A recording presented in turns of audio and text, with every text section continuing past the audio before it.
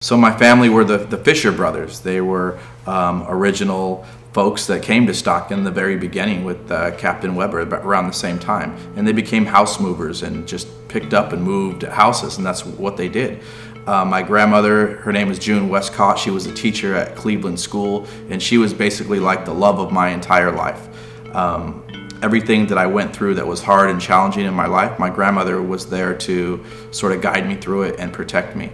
And her husband was George Westcott, and George Westcott was a vice principal, and he was also an extra in some movies. So actually, just the other night, I was watching a movie called Dirty Harry, and I stopped it right in the middle, and there was my grandfather. He was an extra in that movie, so it was pretty neat. He actually had a heart attack on the stage of the Stockton Civic Theater, and he did pass away. So the audience thought it was a great performance, but hey, he passed away, so he went out with a smile, doing what he loved. I didn't have the easiest childhood. We struggled a lot. My mom was a single nursing student going to Delta College. We lived in a triplex on Kelly Drive. I have some very small recollections of my biological father, but he was out of the picture by the time I was 4 years old, and so really didn't have a father figure. And actually, my mother was attacked at Delta College when she was going to school, and as a result, she joined a support network for battered women and ended up finding my stepfather.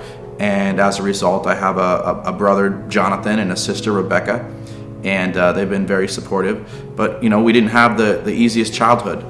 For myself, I ran away from home about 4 times.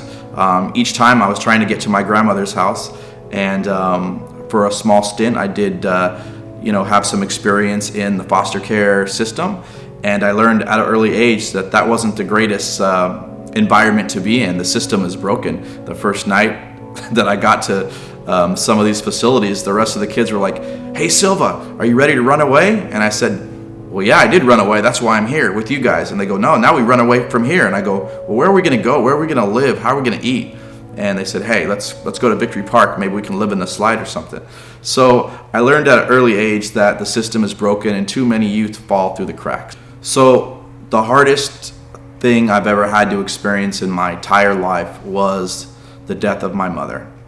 And so I very seldom tell the story, but basically I was a senior at Lincoln High School, and this was in 1993. And I remember my mom, in January of that year, she came out of the bathroom and she just had this horrified look on her face, and she says, "Anthony, your mommy's sick." And I remember she kept trying to flush the toilet, and it was just full of blood. And shortly after, she had a number of tests done, and they had some different diagnosis over the next couple months. But basically, she was diagnosed with terminal bone cancer and had already metastasized beyond the point of no return. So, as a high school senior, you've watched these movies and you've watched all these shows where people are cured and something miraculous happens and someone's saved. So I really did think in my head that was going to happen in my mom's case. And she was in and out of the hospital, which was ironic because she went to St. Joseph's Hospital and she was being taken care of her own friends in intensive care, the very floor that she worked on. My mom did a little bit of a meta-flight nurse. She worked in the cardiac cath lab, and she also worked in intensive care. So they were taking care of her a little bit. And then I remember my day of graduation in June of '93 that one of my mom's bosses called me, and he was a doctor. And he says, "Is this Anthony Silva?" And I said, "Yes, sir." And he told me who he was. And he says, "Son, do you know what it is to be a man, to have to grow up and be a man?" And I said, "Well, I think so, doctor. What are you trying to tell me?" And he says, "Well, I'm trying to tell you, I know that tonight's your graduation night, and you're supposed to, go to your graduation ceremony, and afterwards you're probably going on a grad night."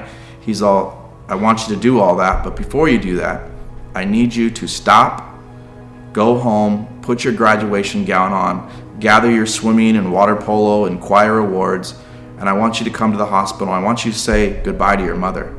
He's all, "Because in my opinion, this is probably one of the last nights she's ever going to be coherent again. Do you understand what that means, son?"